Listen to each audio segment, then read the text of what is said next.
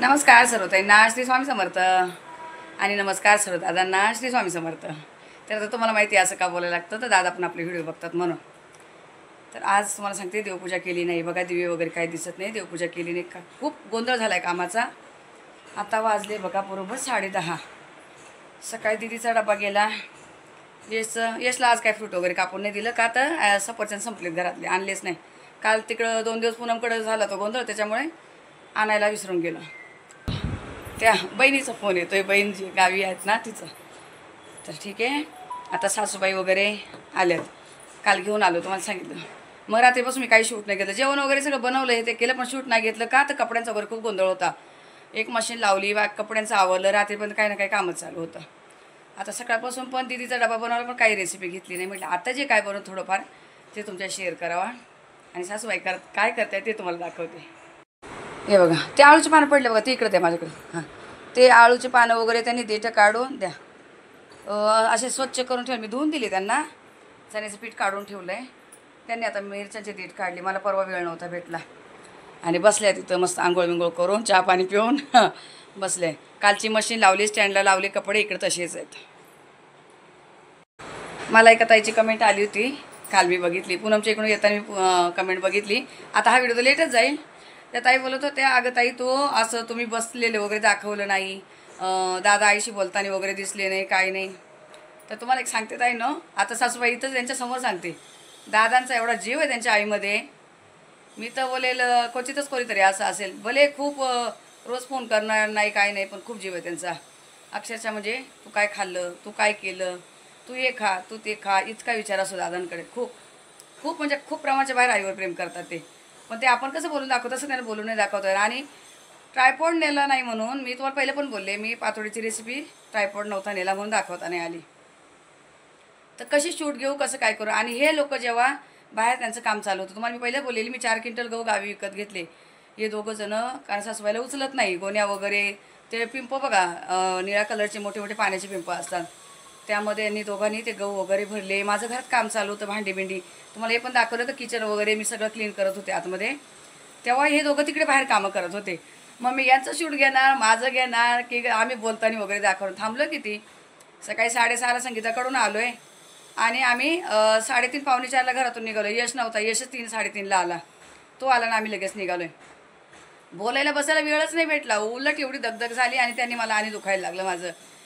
तर असं तुम्हाला म्हणजे तुम्ही बोललेत ताई म्हणून सांगते, आणि छान आहे त्या ताई, नेहमी कमेंट करतात, त्यांचं काही नाही, त्यांना पण वाटलंच की पण ट्रायपॉड नेलं तर मग लावतं कसं इकडचं तिकडचं, मी घरातलं बघू की त्यांचं शूट घेऊ, असं झालेलं म्हणून नाही दाखवलं। आणि बऱ्याच ताई बोलत होत्या, सासूबाई का बोलत्या, सासूबाई का बोलत्या।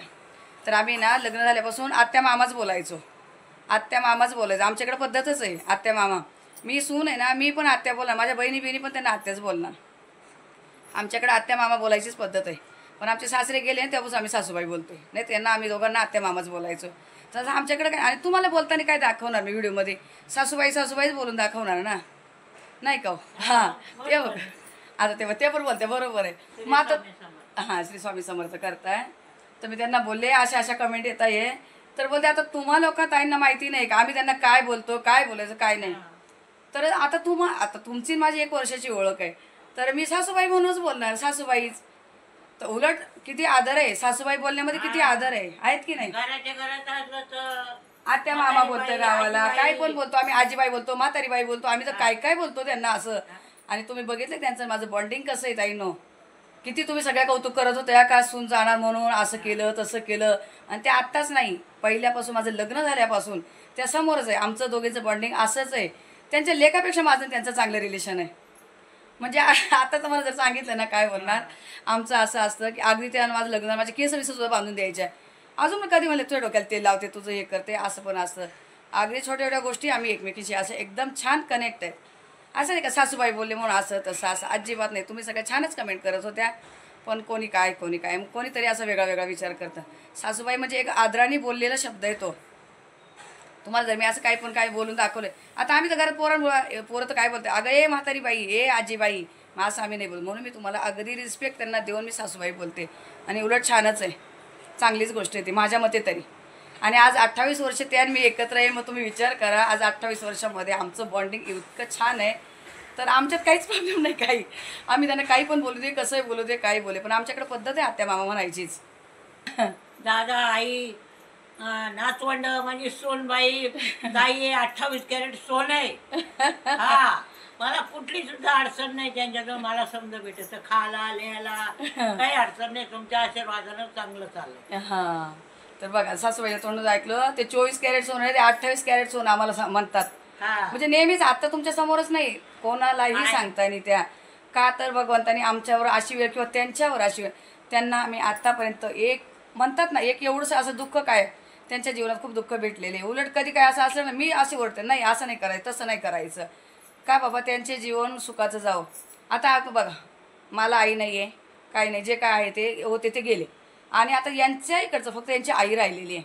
मग त्या आईला जर आपण दुःख दिलं, त्रास दिला, काय दिला, तर मग ते आपले जे ह्या एवढ्या देवधर्म केल्याचं आणि सेवा केल्याचं काहीच उपयोग होणार नाही. तर बघा, कोणी पण बोलतं पहिलं आईवडिलांची सेवा, त्यांना सुखी ठेवा, आपण सुखी राहतोय, आपोआप सगळं सुखी होतंय. तुम्हाला सांगते, आता त्या समोर आहेत, आम्ही अशा याच्यात आलेले, त्यांचे आशीर्वाद म्हणून आज आम्ही येते. मी तुम्हाला कधीच सांगितलं नाही पहिल्यापासून. रडते त्या बघा. त्या रडते का, तर त्या म्हणजे त्यांना माहिती आम्ही त्यांना कधीच दुःख नाही दिलं ताईनो, आत्तापर्यंत कधीच दुःख नाही दिलं. आणि काल त्या कमेंट आल्या आणि आम्ही त्यांना वाचून दाखवले, म्हटले असं असं बोलतायत. त्या ताई भले चांगले याने बोलत असेल, पण त्यांचं बघण्यात थोडंसं दृष्टिकोन वेगळा झाला. आपले साहेब आहे, तुम्हाला मी अक्षरशः अंतकरणावर सांगते, लहान मुलाला कसं विचारताय, तू हे आणून खा, तू ते आणून खा, काय पैसे लागेल ते मी आहे. नाही आम्ही झिरोतून वर आलो, स्वामी समर्थाने आम्हाला साथ दिली, आमचं कल्याण झालं. रडता येते त्यांना ते दिवस आठवले का आम्ही कसं आलेलो आहे मुंबईमध्ये. सांगितलं तर खूप मोठं पुस्तक होईल त्याच्यावर, त्याच्यापेक्षा ते सांगायचं नाही, बोलायचं नाही. ते म्हणत्या, ते जर पुस्तक वाचत बसलो तर रात्रंदिवस पुरणार नाही त्याच्यामध्ये, त्याच्यापेक्षा ते वाचायचं नाही. आता जो चांगला दिवस आहे, मी तुम्हाला नेहमी म्हणत असते ताईनं, मला पाठचं काढायला आवडत नाही, पाठचं बोलायला आवडत नाही, पाठी काय जे झाले ते सांगायला आवडत नाही. का जो आजचा दिवस चालला, तुम्ही मी आज जसे आहे ना तसे छान. आमच्या साहेबांना माहीत नसतं आम्ही काय बोलतो, काय बोलतो, एक एक तास 2-2 तास आम्ही फोनवर बोलतो. साहेबाला एक शब्द आमच्यातला काना मात्र कळत नाही, आम्ही जे बोलतो ते त्याच्या कानावर जात नाही, माहित नाही राहत. आता तुम्हाला खोटं वाटेल असं, आम्ही एवढं बोलतो ना, एक 2-2 तास आमचे फोन चालू असतात ना, अगदी बारीक. आणि रोज आहे ताईनं, रोजचे फोन आहे मला, सकाळ संध्याकाळ. तर काय फराळाचं केलं, काय खाल्लं, दही आणायचं, दूध आणायचं, संध्याकाळी भाजी करायची, काय भाजी केली, रोज करायची, तुला जात नाही राहिले खायला, तुला चुरून खायची भाकर, मग खायची. आता हे मी जर सांगितलं असतं तुम्हाला खोटं वाटलं असतं. मी मुद्दाम, मी आणि स्वामी शपथ, स्वामी साक्षी, मी त्यांना एकदा पण बोलले की तुम्ही असं काही व्हिडिओमध्ये बोला किंवा व्हिडिओमध्ये या, मी फक्त त्यांना दाखवत होते, पण त्यांना वाटलं, मी त्यांना काल कमेंट वाचून दाखवल्या. एक शब्द माझा चुकायचा नाही, काय बोलायचे तुमच्यात ते मला समजत. हां, त्यांना कळत नाही युट्यूबमध्ये एवढं सगळं काही आहे, पण त्यांचं मत, त्यांच्या डोळ्यात पाणी आलं की बाबा त्यांना खरोखर त्या सगळ्या गावात सांगते, सगळ्या नात्याला सांगते, जो मुलग्याला मुलापर्यंत जातच नाही त्यांच्यासाठी काय करायचं. सून आहे ना एवढी, सुनाच्या हातात सगळं काय आहे, दिखावा म्हणून नाही करत. मी तिकडून आले तर गाडी लोड करून देईन, ते इकडून जर माझ्या आले तर गाडी लोड करून आणते, मला 4-4 महिने खायचं प्यायचं, की काय वस्तू लागत ती मला गावात आणायला जायची नाही. मी तुम्हाला पहिले पण काय बोलले, अगदी दळलं म्हणून तुम्ही बघितले, कधी पण मी त्याला पिठं दळून देईल का, ते त्यांना गावात लांब जायला लागतं, डोक्यावर ओझं येत नाही, आणि कोणाची गाडी भेटती नाही भेटती काय होतं, त्या सगळ्या विचाराने त्यांना कितीतरी, आम्ही पुन्हा जाऊपर्यंत काय सामान लागेल, कसं लागेल, आणावं लागणार नाही. आणि पैसा पाणी जर म्हणाल ना, आमच्यापेक्षा जास्त पैसा त्यांच्याकडे आम्ही त्यांना देऊन येतो, जो आम्ही खर्चत नाही ना इथं महिन्याला, त्यांना तेवढा पैसा देऊन येतो. विचारा तुम्ही. आणि गावी जे काय होतं, काय असेल नसेल, आम्ही त्यांना कधीच विचारत नाही कोणत्या गोष्टीमध्ये. आज 20 वर्ष होऊन गेले ताईनो, आम्ही कधी विचारलं नाही त्यांना.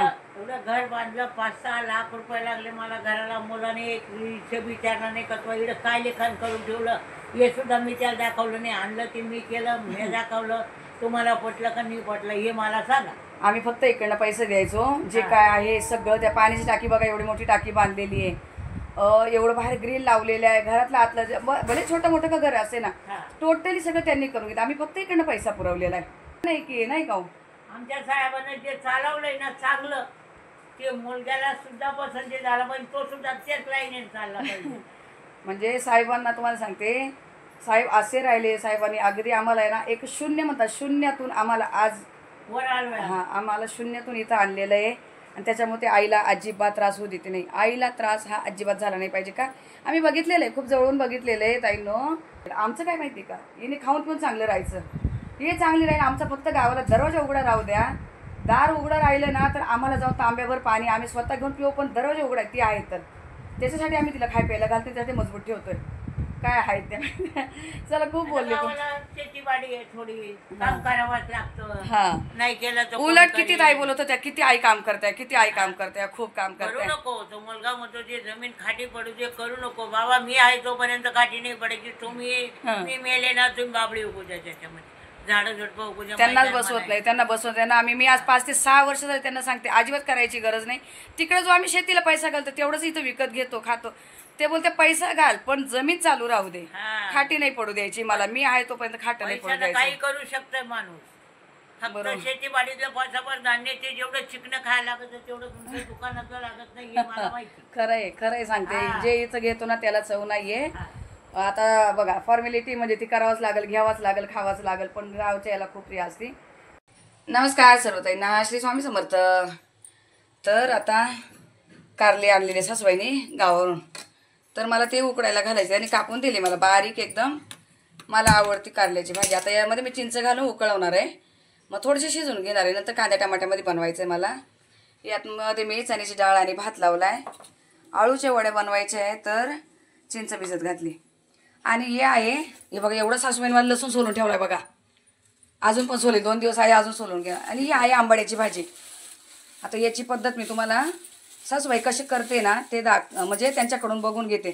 मी स्वतः करत नाही, ते मला बनवून देतात, मी कधीच केली नाही आत्तापर्यंत. ही आंबाड्याची भाजी आहे. तर आता मी स्वच्छ धुवून, ही बघा ही आंबाड्याची भाजी. आता हे कुकरला शिजायला घालणार आहे, पण आता शिजत घालेल तेव्हा दाखवेल की ही स्वच्छ धुते आणि यामध्ये बाजरी घालून शिजवायची. आणि इकडे त्यांना बनवायचं आहे आमरस. मी सकाळपासून पाण्यात घातले, चपात्या वगैरे झाल्या, दीदीचा डबा गेला, चपात्या वगैरे झाल्या. आता हे करून घेते, बाकीचे जे काय आहे ते कामं थोडेसे अजून, आणि नंतर दाखवते की भाजी वगैरे कशी बनवते मी. हे बघा आळूच्या वड्या बनवायचे आहे, तिकडे पानं धुवून दिले, ते पीठ भिजवत आहे. लसूण मिरची आणि जिरं एवढं वाटायला घेतलं आहे. आता चिंच पण आहे, तरी पण मी लिंबू घालणार आहे, आणि पण नको खाज वगैरे यायला.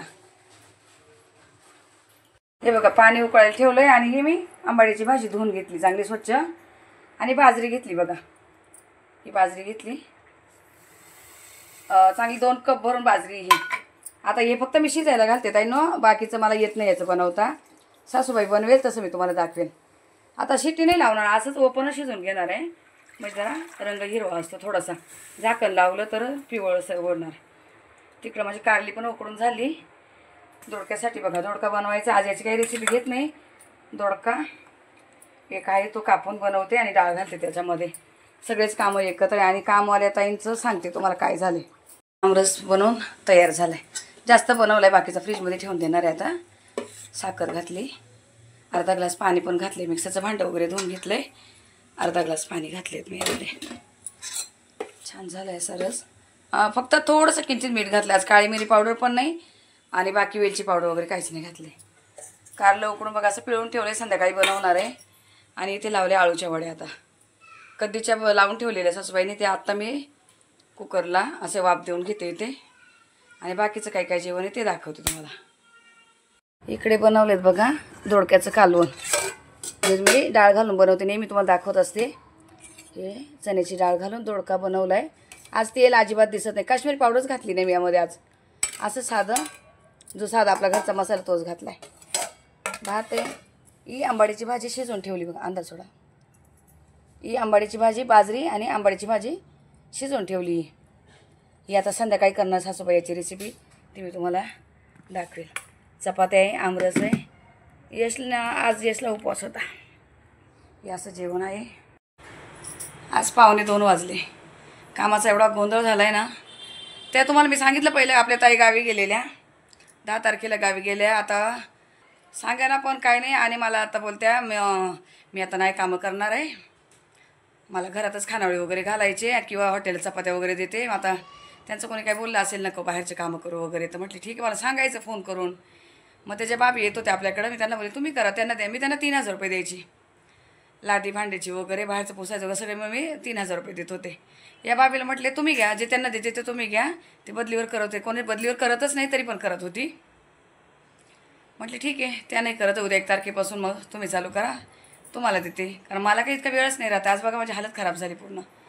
इतका वेळ गेला सगळं काही करोपर्यंत प्रवासाने, आणि त्यांनी पण दगदग होती. रिकामं कुठं गेलं की चला ठीक आहे असू द्या, आता जेवायला वगैरे घ्यायचं आहे. सासूबाई पण अजून जेवल्या नाही, माझं काम नव्हतं झालं म्हणून त्या पण नाही जेवल्या. आता जेवतो आम्ही. साहेबांचा डबा भरून ठेवते. यशने शनिवार उपवास चालू केले, सांगितले त्यांना, त्याला भटाने आपलं कोणीतरी सांगितलं तर शनिवार उपवास गेला. त्याला साबुदाणा भरून दिला, पापड्या तळून दिल्या, त्याचं झालं. तो गेला परत. आम्ही जेवतोच आता. चला ठीक आहे, या व्हिडिओला इथेच थांबवते. भेटू आपण पुढच्या व्हिडिओमध्ये. तोपर्यंत तुम्हाला सर्व ताईंना श्री स्वामी समर्थ.